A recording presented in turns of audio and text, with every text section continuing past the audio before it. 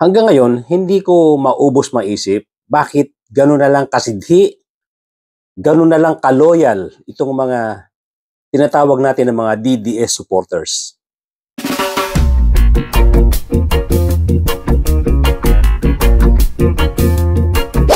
Doon po sa mga bago lang dito sa aking channel, kindly subscribe, kindly hit the notification bell, pati na rin yung like button, at pakishare na rin po para lumaki ang ating community. At tuloy-tuloy na po tayo sa ating topic for today. Talaga bang ganun ka lakas ang karisma nitong si Rodrigo Duterte? O nung kapanahunan nilang nakaupo sila, pinabayaan lang sila ni Digong Duterte na gawin ang mga gusto nila. Humataw ng humataw ang mga tauhan niya. Kaya ngayon, tumatanaw ng utang na loob itong mga ito. Ganun ba? Kaya ba ganun katindi ang pagsuporta ng mga tao? Ang tataas pa ng pinag-aralan, ha? Ang dami dyan. Ang tataas ang pinag-aralan. Mga abogado, na ngayon mga senador, at iba, nagtrabaho sa kabinete nitong si Digong Duterte, na ang tataas ang pinag-aralan. Na hanggang ngayon, ganun na lang ang sidhi ng pagsuporta nila kay Digong Duterte. Marami din dyan, mga retired generals, mga retired policemen, mga retired AFP personnel, na hindi ko maintindihan na talagang ganun kasidhi ang suporta nila kay Digong Duterte kahit na ganito karami na ang kasong hinaharap. Parang hindi sila naniniwala doon sa mga kasong nakapataw sa ulo nitong si Digong Duterte. Parang hindi sila naniniwala na may mga ginawang krimen itong si Digong Duterte. At hanggang ngayon, full support pa rin sila. So ang question nga, dahil ba sa lakas ng appeal? Dahil ba sa lakas ng karisma? Dahil ba pinabayaan silang gawin ang gusto nila nung kapanahunan nila? O sadyang marami sa kanila may hina ulo? Pag-usapan natin itong si Bato de la Rosa. Alam nyo, itong ginawa niyang pagsuporta kay Joel Villanueva, napakababaw ng mga tirada niya at lumalabas ang mga bibig niya na may kahinaan ng ulo niya. Bakit ko nasabi yan? Mamaya, papakita ko sa inyo. Sa dinami-dami, well, of course, no? Ang daming sumuporta, ang daming nagsalita para doon sa pagsuporta, para ipakita nila ang suporta nila dito kay Senator Joel Villanueva. Na ito nga ay nasa hot seat na dahil nasasangkot nga dito sa iskandalo ng flood control project. Although ang sinasabi natin, yes, pinaninindigan ni Joel Villanueva na wala siyang kinalaman sa flood control project or flood control project anomalies. Na-vlog ko na rin yan. Na isang episode ko naka-dedicate din sa katwiran na yan ni Joel Villanueva. Tama naman talaga. Sinasabi niya talaga na ever since, kontrang-kontra daw siya diyan sa flood control project na yan. Or flood control projects na yan. Tama yan eh. Nakikita natin yan doon sa mga pinakita niya mga video, speeches niya, etc. Pero may maganda ba siyang hangarin para sa bayan ng Bulacan? Yun ang tanong. Dahil ba sa pagkontra niya diyan sa mga flood control projects na yan, meron ba siyang alternative na ikagagaling, ikagaganda ng sitwasyon ng Bulacan? Meron ba? Kasi kung meron, ang tanong diyan, Joel Villanueva, bakit ang hinihingi mong project irrelevant diyan sa problema ng Bulacan? Ang hinihingi mong project, multipurpose building. Hindi ba irrelevant yan? Ang pagbabaha diyan sa probinsya ng Bulacan, perennial problem. Hindi kayo tinatantanan ng baha. May mga lugar diyan na inaabot ng ilang buwan na hindi humuhupa ang baha. Bakit ka ngayon magpa-project ng multipurpose building? At 1.5 billion ang hinihingi mo. Bakit? Saan mo ipagtatatayo yung mga multipurpose building mo, gaya nga ng tanong ko doon sa aking mga nakaraang vlog, o sa aking nakaraang vlog, saan mo ipagtatatayo yung mga multipurpose building na kung kukumputin ko ay halos umaabot ng kung nasa mga 1 million per building yan, umaabot sa 1,500 na buildings yan. Saan mo ipagtatatayo yung multipurpose buildings na yan? Binabaha nga ang Bulacan. Yan ba ang magiging sagot sa problema ng Bulacan? Yung multipurpose building? Tingnan nyo, mga kapatid, mga kababayan, ibinibida nitong si Senator Joel Villanueva na nung una pa raw, ayaw na ayaw niya yung mga yung mga flood control project na yan. Kasi alam niya na may anomalya. Pero ginawan niya ba ng solusyon bilang isang senador? May power siya na magawa ng paraan yan, maimbestigahan yan dahil nararamdaman niya may anomalya. Pinakialaman mo ba? Pinaimbestigahan mo ba bilang isang senador? May ginawa ka bang paraan para ma-solve yung problema na yan? Bakit ang solusyon mo, magpapagawa ka ng multipurpose buildings na babahain din lang? Isipin mo yung 1.5 billion na halaga ng multipurpose building. Lumalabas sa bibig ni Alcantara, ang hinahabol dyan, yung 150 million na kickback. Yun ang lumalabas sa bibig ni Alcantara. Kaya nga, instead, dahil hindi niya kayang ibigay yung 1.5 billion na budget, gumawa sila ng paraan sa flood control projects, katumbas ng 600 million para makuha mo yung 150 million na kickback. Sa bibig ni Alcantara nanggaling yan. Kaya nga, ulitin ko ang tanong, Joel Villanueva, nagmamalinis ka, sinasabi mo na ever since, ayaw na ayaw mo yung flood control project. Alam mo kasi, anytime, sasabog yan. In-anticipate mo lang yan. Alam mo na ganyan naka-daring, ganyan naka-hantaran ang pagnanakaw dyan sa flood control projects na yan, kaya hindi ka nakigulo dyan. Kasi kung maganda ang intention mo, Joel Villanueva, kung malinis ang intention mo sa probinsya ng Bulacan, bakit hindi mo ipinilit kay Chis Escudero yan? Nung Senate President si Chis Escudero na imbestigahan yan. Bakit hindi? Bakit? Dahil kayo, alam nyo na may anomalya. Na pag inimbestigahan yan, pati ang Senate President mo, masasabit. Ganun ba? Kasi nga, nakakapagtaka. Ever since daw na maupo ka bilang senador, madalas ka na nagrereklamo tungkol sa baha dyan sa Bulacan. Pero sapat ba yun? Meron ka bang ginawa bilang senador? Meron ka bang ginawa? Ngayon, ang naisip mong solusyon ba yung multipurpose buildings? Paano makakatulong sa baha yun?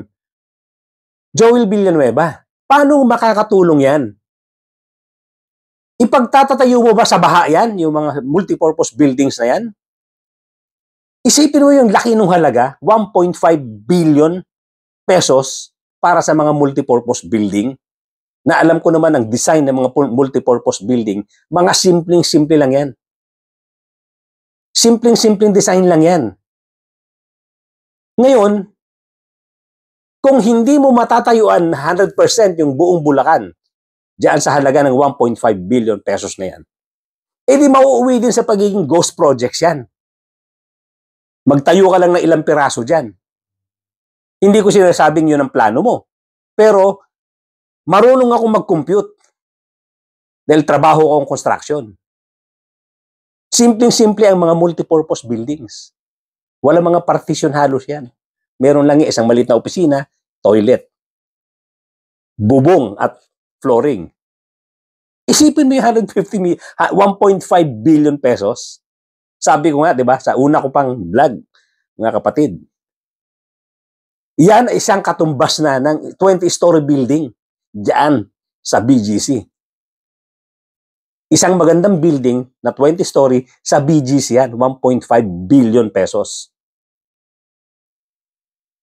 Kaya wag ka magmalinis. Joel Villanueva, hindi ka naman siguro tanga. Ang problema ng Bulacan, perennial problem ng Bulacan, pagbabaha. Ang solusyon mo, multipurpose buildings. Tingnan mo nga, nasaan ang utak mo? Paano makakatulong sa baha yung 1.5 billion pesos na mga multipurpose buildings? Paano makakatulong sa baha yan? Ang number one yung problema, yung number one problema ng Bulacan, pagbabaha. And yet, ang naisip mong solusyon, multipurpose buildings. Kaya wala akong makitang malinis na intensyon itong si Joel Villanueva. Yung paulit-ulit niyang sinasabi na ayaw ko ng flood control projects na yan. Kasi nga, alam mong anytime sasabog na yan. Dahil kilala mo itong si Alcantara. Alam mo yung distrito nyo na talaga namang garapala na. Alam mo na dyan sa probinsya ng Bulacan, garapala na ang nakawan. Dyan sa flood control projects na yan. Marami ng mga ghost projects yan, marami ng substandard yan, maraming incomplete projects yan. Kaya umiiwas ka na. Dahil anytime puputok yan sa pagmumukha nitong mga magnanakaw na to. Alam mo yan, dyan mo ginamit ang talino mo. Pero bobo ka pa rin. Dahil ang idinadahilan mo, ayaw mo ng flood control projects nang hingi ka ngayon ng multipurpose building halagang 1.5 billion pesos. Ano ang nasolve mo ron kung sakaling natuloy yun? Ano ang sinusolusyonan mo doon sa sa request mo na multipurpose buildings? Ha? Joel Villanueva, kokote. Number one problem ng Bulacan, pagbabaha. Tapos magpa-project ka, multipurpose buildings. At siguradong-sigurado, marami dyan, hindi mo matatayuan dahil nga binabaha nga.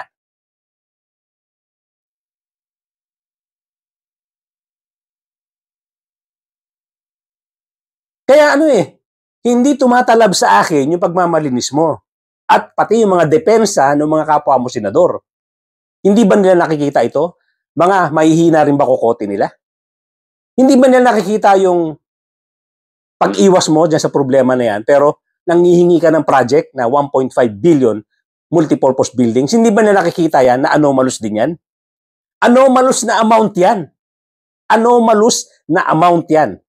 1.5 billion para sa simpleng multipurpose building? Tatanga-tanga rin ba itong mga nagsusuporta sa'yo, itong mga Cayetano na to?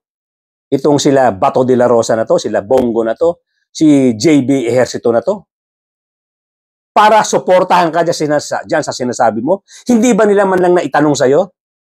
Pare, bakit nagre-request ka ng multipurpose buildings? Puro baha kayo. Bakit hindi mo tulungan ang probinsya nyo, solusyonan yung pagbabaha dyan?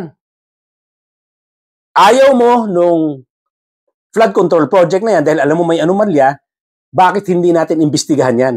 Bakit? Kasi hindi kayo makakapasok pag inimbestigahan. Sasabit ang marami sa inyo. Ganun ba? Pati ang SP nyo sasabit. Senate President nyo. Kasi nga, talagang pinaglaruan nila talaga. Pinagkaperahan ng maraming tao dyan sa DPWH at ng maraming politiko ang flood control projects na yan. Diyan pinagkakitaan talaga ng malaki. Binaboy talaga ng husto ang sistema. Binaboy talaga ng husto. Ayaw mo makibaboy. Sabi ko nga, doon mo ginamit ang talino mo. Pero, mahina pa rin ang kokote mo. Para sabihin mo, ang gusto kong project ay multipurpose building. Ano ang maitutulong sa probinsya nyo ng multipurpose building na binabaha? Yan ang malaking tanong. Kaya huwag kang magmalinis. Hindi malinis ang tirada mo. Hindi malinis. Obvious na may karga yung 1.5 billion pesos na yan ng iyong mga kagustuhan, ng iyong desire. Obvious eh. Saan mo paggagamitin yung 1.5 billion pesos? Saan mo ipagtatatayo yung mga multipurpose buildings na yan? Napakalaking halaga niyan para sa multipurpose buildings. Ilan libo yan? Inikwenta ko nga, tagi 1 milyon yan. Nasa mga 1,500 buildings yan. Saan mo ipagtatatayo yan?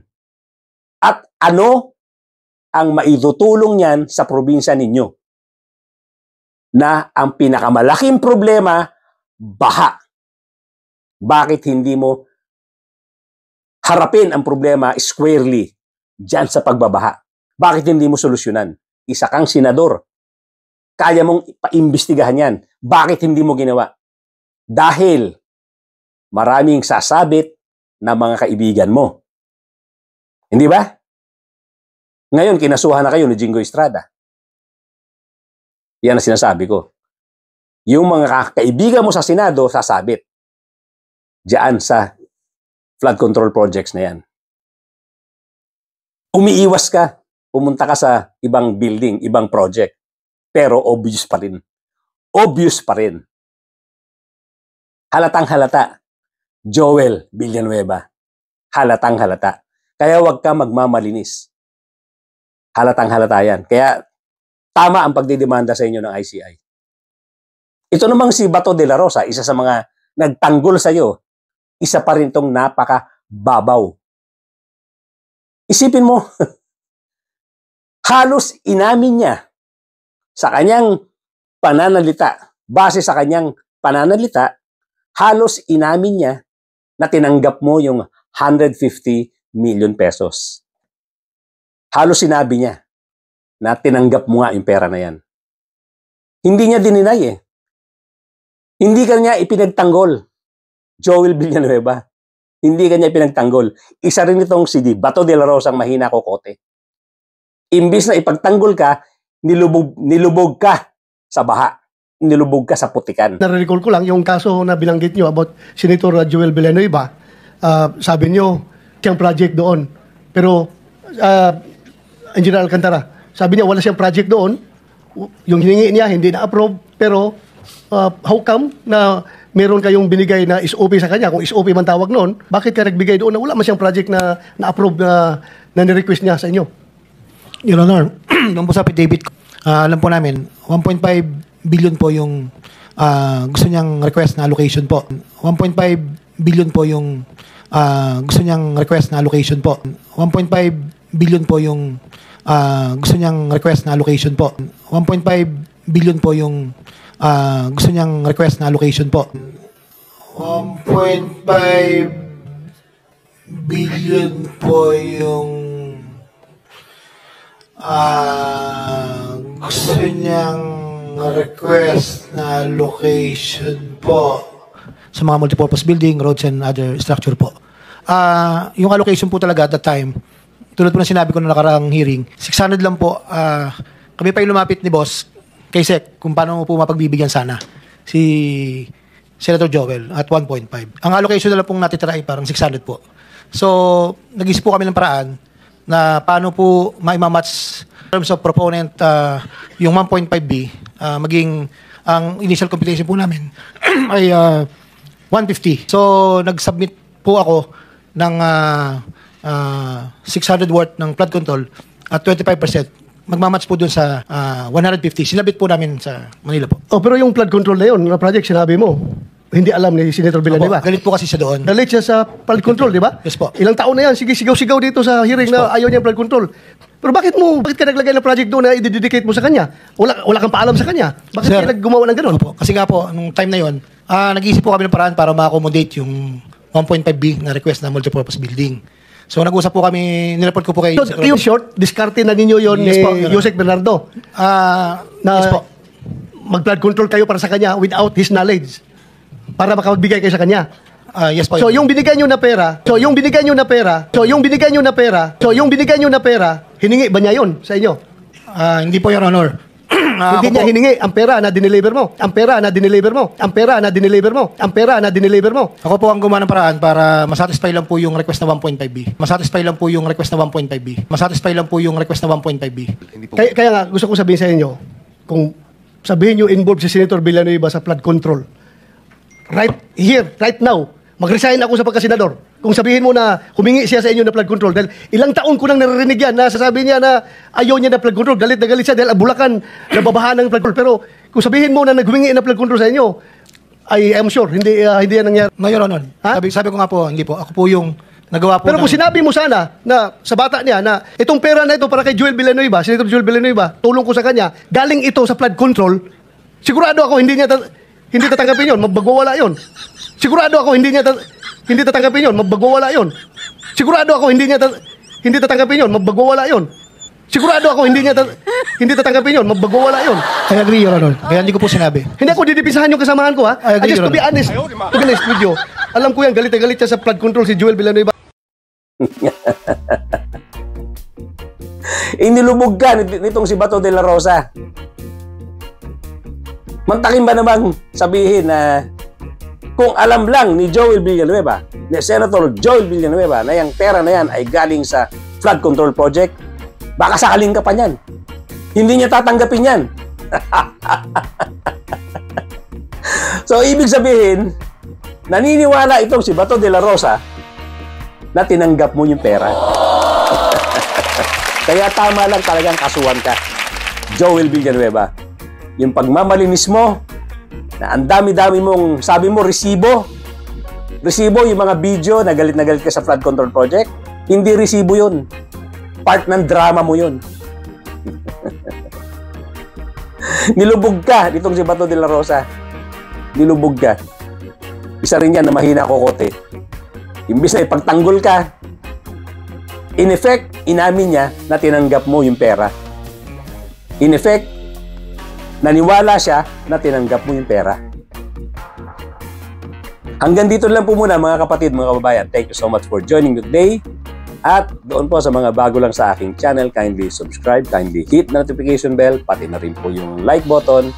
Mag-comment po tayo para makarating dito sa mga ob-ob na senador, mga involved dito sa nakawan na mga senador, mga kongresista at iba't iba pang mga opisyal ng gobyerno na mga hindi makatiis, makakati mga kamay.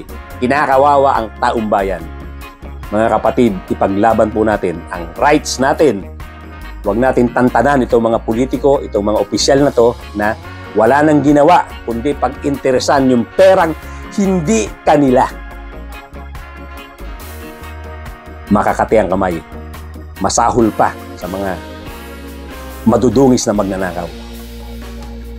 Mga kapatid, pakishare po itong ating video para lumaki-laki ang ating munting channel. Thank you so much for joining me today. At mga kapatid, mga kababayan, magkita-kita po tayong muli.